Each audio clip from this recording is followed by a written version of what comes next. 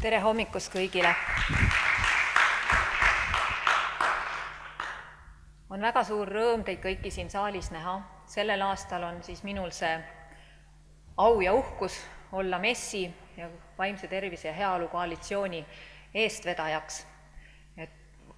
VATEK on selle koalitsiooni lühend ja VATEK on tegutsenud nüüd juba 5 aastat ja juba 4 aastat oleme korraldanud iga-aastaselt MES-i.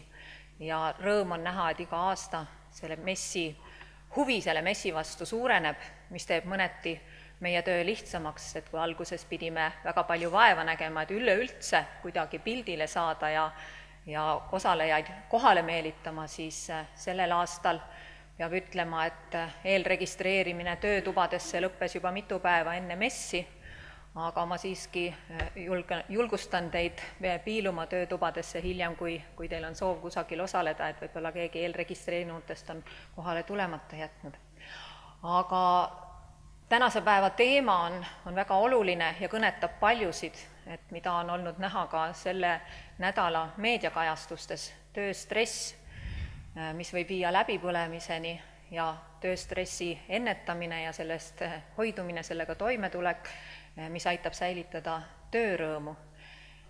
Nii et ma loodan, et teil tuleb täna tore ja huvitav päev, et leiate endale palju kasulikke nõuandeid, külastage ka MES-i-ala, mis asub Rahvusraamatukogu fuajees, seal on väljas kõik VATEK-i liikmesorganisatsioonid, 20 lauda on väljas, kokku on meil 50 liiget juba, et sealt saate kindlasti kasulikku infot, võib-olla ka nõuandeid, näpunäiteid koha peal, kuidas vaimset tervist hoida, kaitsta, kuidas probleeme varakult märgata ja mida ette võtta, kui probleemid on kohal.